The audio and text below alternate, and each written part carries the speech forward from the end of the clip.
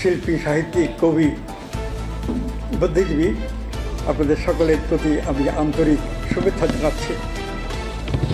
সৈয়দ রনুর জন্মদিবস উপলক্ষে আজকে যে অনুষ্ঠানের আয়োজন করা হয়েছে, এটা অবশ্যই একটা খুব ভালো উদ্যোগ। যারা আমাদের দেশে সাহিত্য রচনা করেন, সে কবিতা হোক, উপন্যাস হোক, নাটক হোক, প্রবন্ধ হোক, তারা অবশ্যই যারা একেবারে সাধারণ মানুষ, মন মানসিকতার দিক দিয়ে একটু উন্নত স্ট্যান্ডার্ডে, এবং এই কবি, লেখক, শিল্পীদের কাজের দ্বারা প্রত্যেক জাতির মানসিকতা, মন মানসিকতা উন্নত হয়।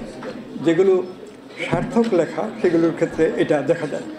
আপনি আমাদের আধুনিক যুগের বড় লেখক হিসেবে বা কবি হিসেবে যারা আসছেন, তার মধ্যে প্রথমেই মধুসূদন দত্তের নাম আসে। মধুসূদনের সমসাময়িক হেমচন্দ্র বন্দ্যোপাধ্যায়, কিছু পরে নবীনচন্দ্র সেন, এরা মহাকাব্য লিখেছেন, কবিতা লিখেছেন, ক্ষুদ্র কবিতাও লিখেছেন।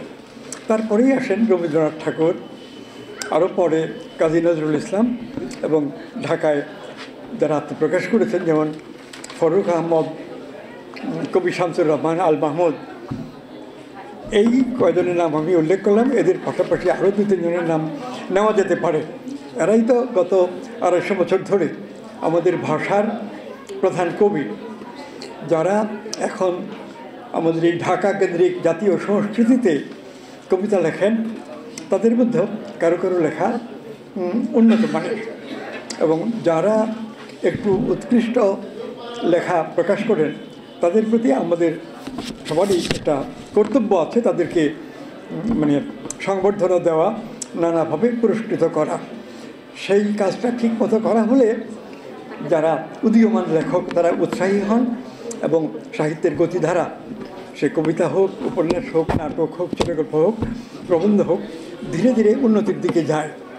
আর এর মধ্যেও আমরা কখনো কখনো দেখি কোনো কোনো কবি বা লেখক অসাধারণ শক্তি নিয়ে আত্মপ্রকাশ করেন। তাদের লেখার দ্বারা সেই ভাষা উন্নত হয়, সেই ভাষার জনসাধারণেরও একটা উন্নত চিন্তা চেতনা দেখা দেয়। তো এই বিষয়গুলোও আমাদের আজকে স্মরণ রাখা দরকার।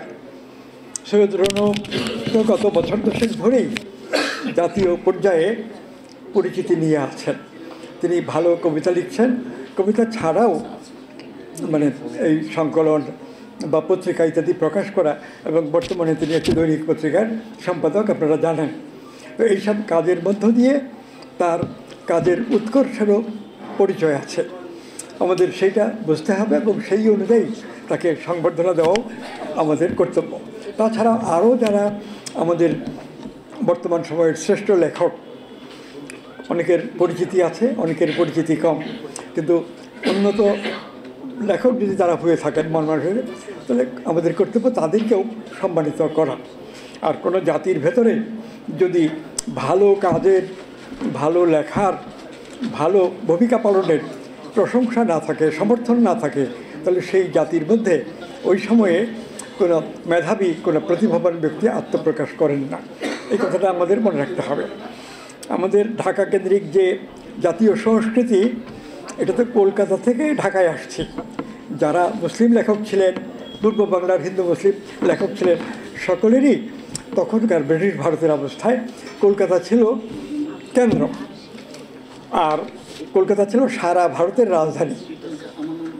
বঙ্গভঙ্গ আন্দোলনের পর 1911 সালে রাজধানী কলকাতা থেকে দিল্লিতে স্থানান্তরিত করা হয়। তো সারা ভারতের রাজধানী হিসেবে কলকাতা খুব গুরুত্বপূর্ণ ছিল, এবং সারা ভারতে, সব প্রদেশে এই কলকাতা কেন্দ্রিক যারা লেখক, যারা নেতৃত্ব দেন, তারাই সবচেয়ে শ্রদ্ধেয় হতেন, এবং কলকাতায় তারা প্রতিষ্ঠাও কামনা করতেন যারা বাইরে আছেন। তো আমাদের এখানেও সেরকম, যে ঢাকা কেন্দ্রিক সব কিছু আমরা করছি, আমরা মেধাবী প্রতিভাবান ব্যক্তিদের সম্মানিত করতে চাই।